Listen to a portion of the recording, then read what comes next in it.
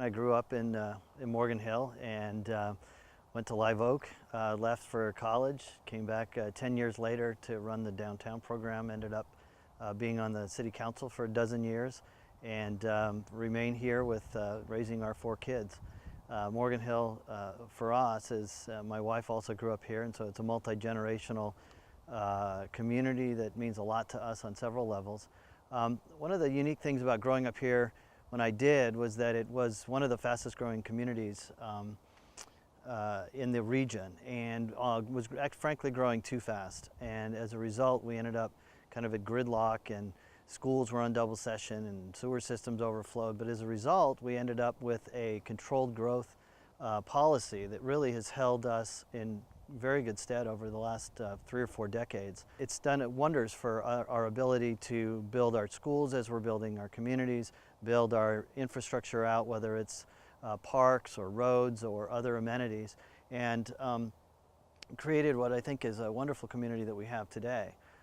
Meanwhile, though, if you look north and south of us, since we're surrounded by county land, what we've seen is a hodgepodge really of development because of the county zoning.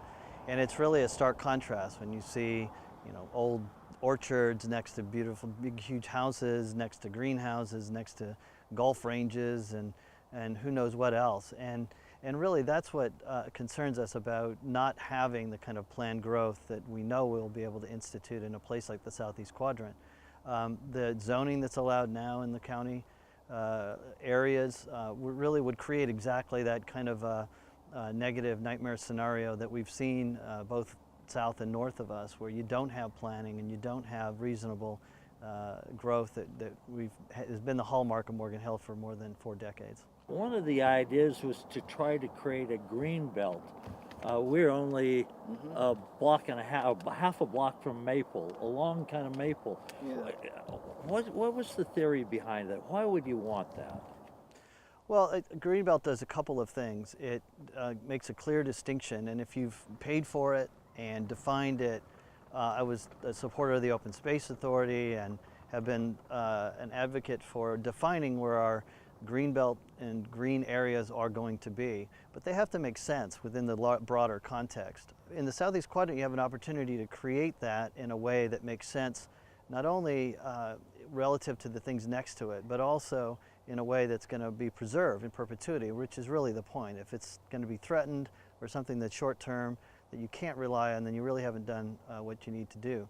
So that's, for me, why it's important to have that green belt. But in order to do, and in addition to try to have some agricultural preservation, I think all of us who really understand this community know that we don't have the agricultural community that we had a generation ago. There's not enough land. The land that is there is adjacent to too much ancillary development, whether it's the freeway or other houses. And it's also broken up such that you can't farm it the way that they could 50 years ago. So to be able to have some feathering of some appropriate, farmer's market type, my mother's run the farmer's market here for 30 years, and that's always been a part of our lives, to have those kinds of developments where you're taking advantage of the adjacency to agriculture, but not having it so trying to pretend and have pretend agriculture that really is just a holdover from another day. That doesn't make sense, and inevitably will lead to orchards being ripped out and houses being put in places where they shouldn't, or other development being put in that shouldn't be. The Southeast Quadrant is not totally relying on the zoning, but also through these conservation easements, right, buying it, creating a program that funds them, right, and then buys them. Why is that a better solution than just relying only on zoning? Well, a conservation easement advantage is that it preserves it in perpetuity. You've paid for it, and you've paid for it with funds that were being specifically outlined for that purpose. So you never have to worry about it getting developed down the road. And that's what I think communities really look for. The challenge that you have with any of this development, if it's not put aside in the right way, you can say, well, we're going to develop this property today and we're not going to develop that today. Well, that means that tomorrow it'll be threatened.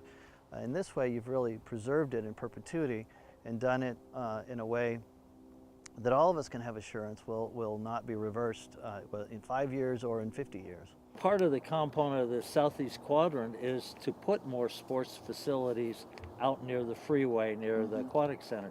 Give us a little more background of what was the thinking that was behind there on building on sports as a feature of the city. Well, it was a combination of things. It was the availability of some of that land in that particular area. It was seeing, we had put together a sports, really on some vacant land. We had an immediate need to do some sports, some soccer fields, and so let's try it. And we literally got the grass donated and put them in, and let's see what happens. And it ended up being far more successful than any of us had thought.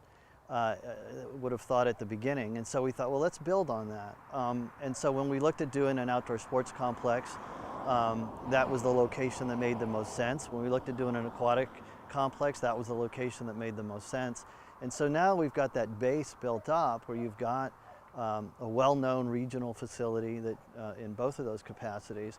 Building on that was just, it made a whole lot of sense, particularly in a community that has such a high percentage of young families. We have a huge number of, a percentage of our population that has kids. A whole lot of people move here specifically to raise their kids. And so having that local focus as well as the opportunity to build a regional draw was a perfect combination for Morgan Hill.